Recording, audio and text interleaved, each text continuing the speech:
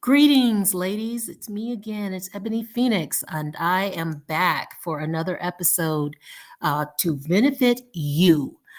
This is a divested podcast, and it's for women who have divested from abuse and community misuse and want to live a fulfilling life all their own. How's that?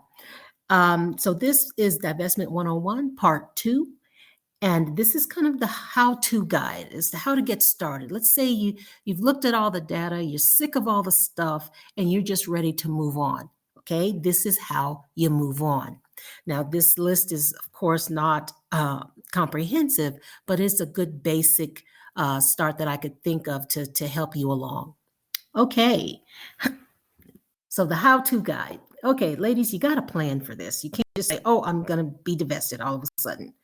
Number one, physical leaving. Location, location, location. They talk about real estate being all about the location of the property. Well, you are precious cargo and precious property, and you need to locate yourself in the best possible space, the best possible physical space, the best possible mental, spiritual, and financial space. So let's go. Location, location, location. Now, relocation is hard if you are a minor or you're not financially able to do so at the time. So, if you can't just get up and leave, okay, leave a bad neighborhood, a scary neighborhood, a neighborhood that makes you unsafe. What you can do is start saving, start making plans, whether you're going to go to college or go to the military or Job Corps, something where you can get out of that bad space. And start creating safe zones and safe spaces for you to think, and basically plan as to how you're going to do this. Go to the library. I mean, I don't know of very many people who cannot go to the library and hear themselves think, or schedule your time and make your schedule so that you are away from toxic people. Keep a personal journey of what is actually going on in your life, a journal that just kind of put some main points of your day down in, and that will help you. Make a list of what you want to change in the present and the future, and make long-range plans to do so. See, making long-range plans and deferring gratification is the key to get you out of the mess. Make a mental picture of yourself as to where you want to be, and picture yourself there. I don't care what goal it is. You want to go to a particular school, or you want to have a particular job, or you want to have a particular car, or think about where you really want to be in your life. Now, there are a whole bunch of divested YouTube channels that out there, but the ones that are the clearest and that'll give you the straight truth are the two that I know of. The Divested Zealot, that's pretty straightforward. There's no minced words there. It can be a little raw for some people with sensitive ears, but it's the truth. And I would implore you ladies to check it out. Another one is Alexis Exodus.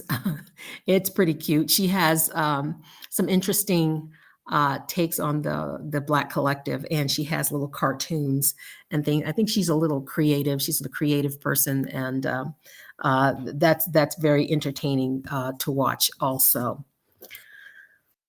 Another thing is, so if make long range plans about where you want to go in your life. Stay away from the toxic people in your family, household, community by scheduling things so that you can have some little time to get away. Now, you may have a whole lot of responsibilities that have been put upon you, and I understand that because I was a parentized child. I was forced to be a parent when I was very, very young, 7. And so I understand how that can be, but carve out some time for yourself. There's nothing wrong with self-care, and that's what we want to talk about here, ladies. This is a channel for the divested women only, and it's for a support of these divested ladies, because divesting can be very lonely. A lot of people around you are not going to understand your journey. Okay, so here's number 2: be quiet, be stealth. Sever contacts with toxic people if you can, or at least deal with them from a distance, a mental, emotional, and if you can, a physical distance. And basically, a lot of people who would not understand your divestment journey, don't tell them. You don't have to tell people what you're doing. This is the secret for you. This is a secret for your survival. Take it. Take the secret and run with it. Everybody doesn't have to know your business, right? Exactly. So stay away from those who would not understand your journey, and that includes relatives, friends, associates, co-workers. Don't tell anybody about your journey unless they are there to help you. Number 3, find a counselor or a trusted person to talk with, and that means someone who is outside of your community. Don't go to your church pastor. Don't go to people, the mothers of the church. Don't go to those people. Go to people who would understand your perspective and support it. Next, get your finances right. Get your financial house in order. Get your wallet right. Okay, and this is hard. Divesting is like a divorce. You're going to divorce yourself from abuse of every type in a community that does not value you. So this is hard. It's not easy, but it can be done. Divorce yourself from financial abuse and ruin. Don't let people get money from you. The money you earn is yours. The money that's given to you is yours. Keep it and make it work for your benefit. Don't lend money out to people, especially because when you are financially vulnerable, you are just vulnerable. Okay? Don't lend money. Save it. Save a certain amount every week and plan for your divestment. Now, once you're ready, once you're mentally and emotionally ready, like I said, tell nobody. Make sure your individual plan to leave is viable, meaning doable for you. And don't let anyone deter you. So you make your individual plans to leave. Everybody's plan is not going to be the same because everyone's circumstance is not the same. This is akin to leaving a domestic violence situation. If others know, the collective, the Black collective, will pressure you into staying stuck, and your maltreatment can only escalate. Okay? So tell no one, and stop being the go-to girl of a dysfunctional family or a dysfunctional system.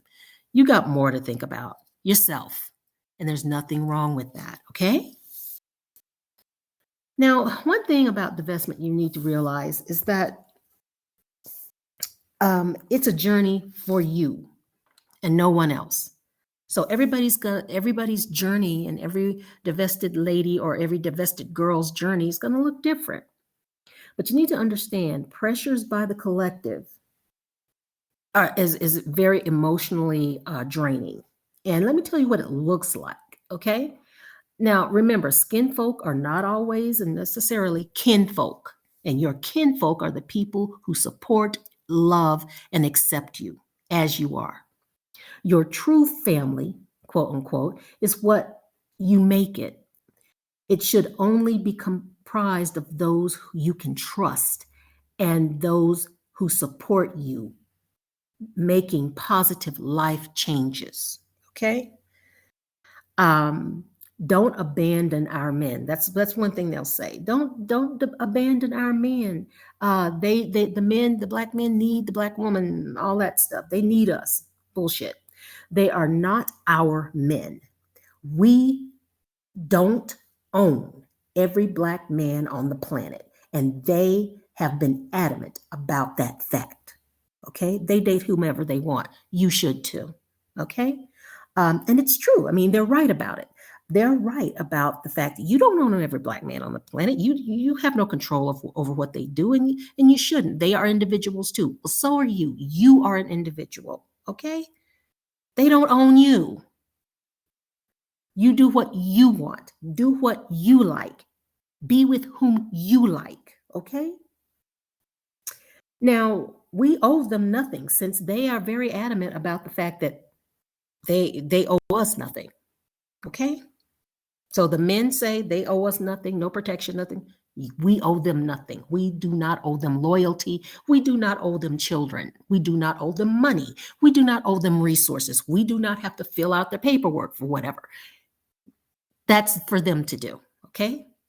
So they've abandoned their part of the bargain. You abandon them because they don't care. Okay. They want somebody to do things for them. Okay. You are not that woman. You are not that girl. So they are not our men. Okay. Stop that thinking. Stop that kind of thinking. Let's just be honest about this. The Black male collective is pretty much white supremacist. Colorism dictates their mating choices. So, for the sake of all that's holy, please let it go. Please let them go. They want to go. Let them go. Don't worry about who's taking your black man because they're not your black man. Okay. The only man that's yours is the one that you are in a relationship with. Okay. And that man could look like any other ethnic group. Okay. Stop feeling down because you have beautiful brown skin. Okay. And being in the Black collective will make you feel as though you are less than because you have deep mahogany brown skin. That skin is beautiful. Embrace it. Embrace yourself. Now, another thing about divestment, you have to realize how people see you outside of the Black community. The global reputation of Black women is pretty much disgusting. Remember this, your image has been blighted with the help of Black men and Black men in the media, okay? Black men in entertainment. Remember, those rap videos are seen by people all over the world, people who have never met you. But it's okay for their men to call you, for your men or Black men in the Black collective to call you a thought, a hoe, okay? And the media, with the aid of Black men, have been making other people thinking of you as a thought, whores, unfriendly, loud, fat as hell, unattractive, unworthy of love, protection, support, and care simply because you are Black. Okay, get real about this, ladies. Get real about this. You've done nothing to anyone, but your image has been besmirched, marred. And there are people over in Saudi Arabia who think you're something to be used and tossed away. There are people in the United States that way. There are people who traffic Black girls all over the world. They don't care, so you care about you. And understand this. Get real. Black male entertainers do not care about you, so stop giving them your eyes. Stop giving them your clicks. Stop giving them your money. Because they'll turn around and say some of the most awful things about you. That it's not worth it. You do your own thing.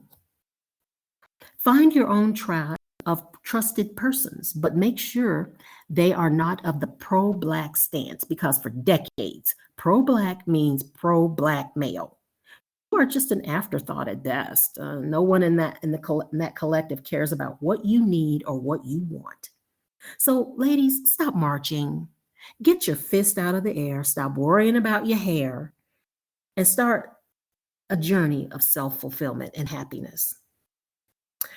Okay, so that is all I have. This was a short one, but that's okay. You have many more to come. You are wonderful. You are loved. You are the one that makes this country and this world a better place. Okay, you're not marring it. You're not killing people. You're not doing any of that. You make everything else. Everywhere you go, you make it better. So understand that. Now, so good and interesting things are coming to this channel. The Great Goddess will be co-hosting and speaking on dating while divested. Awesome lady. She's been divested for a while. And it's challenging to date while divested. And you definitely cannot do it in Pakistan or the Black collective. So I'm really looking forward to that, and stay tuned for that. Now, if you have any ideas about what you would like for me to talk about, hey, just email me, ebonyphoenixlive@gmail.com. And I would be happy to listen to you and consider what you would like to see on the show. Well, for now, goodbye. Kisses, love, and strength and peace to you. Take care, my ladies. Until next time.